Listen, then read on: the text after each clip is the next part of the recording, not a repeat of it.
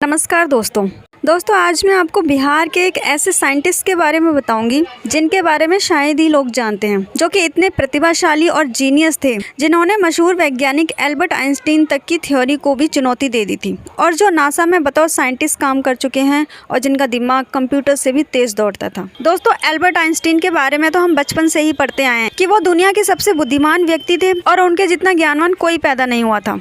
लेकिन दोस्तों, एक ऐसे साइंटिस्ट थे जिन्होंने एल्बर्ट आइंस्टीन तक को टक्कर दे दी थी और वो थे भारत में जन्मे वशिष्ठ नारायण सिंह। कौन थे ये वशिष्ठ नारायण और क्यों इन्हें बहुत ही कम लोग जानते थे और क्यों ना इन पर कोई किताब लिखी गई? तो चलिए दोस्तों, जानते हैं वशिष्ठ नारायण सिंह के बारे में।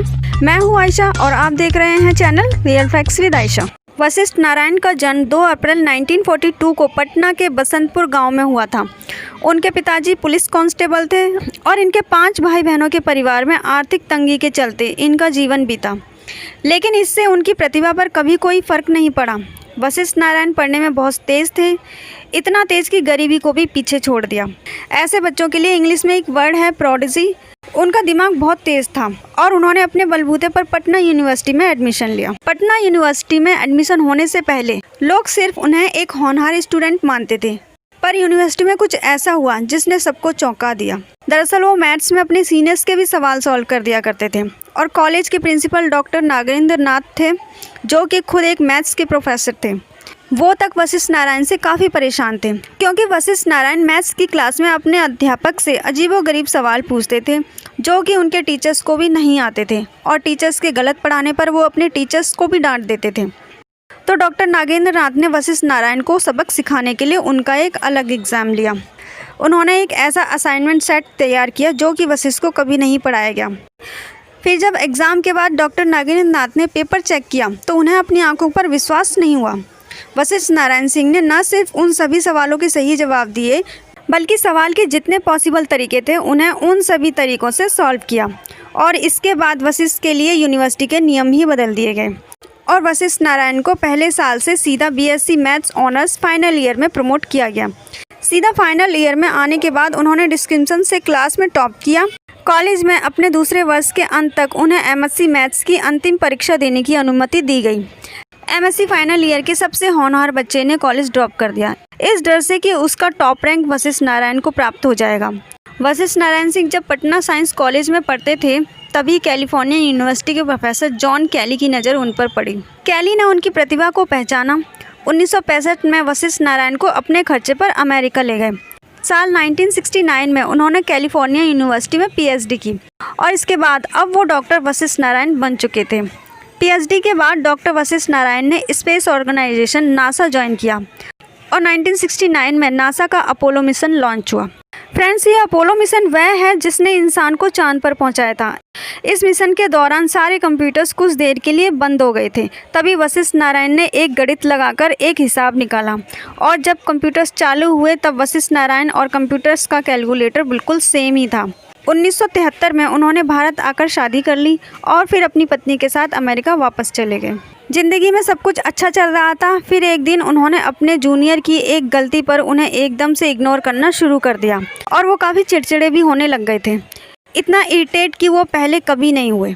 इसके बाद तुरंत उन्हें एक साइकेट्रिस्ट के पास भेजा गया। तब पता चला कि वो अर्ली स्टेज सिजोफ्रेनिया से पीड़ित हैं।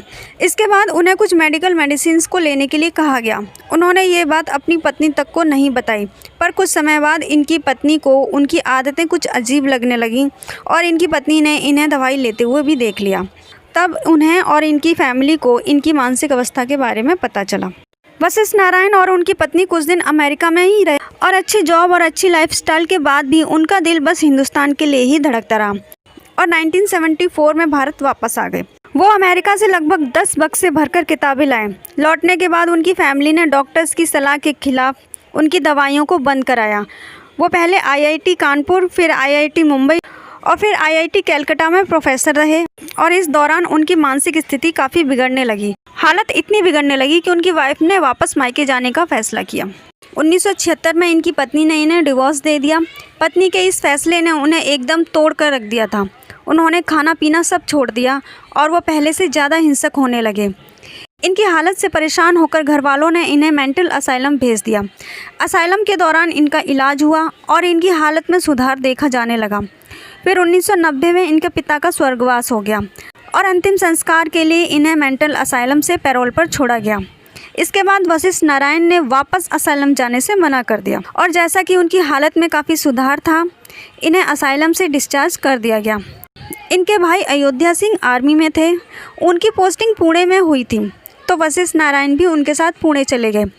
1991 में ये चेकअप कराने के लिए रांची के लिए निकले और बीच रास्ते में ही ट्रेन से गायब हो गए।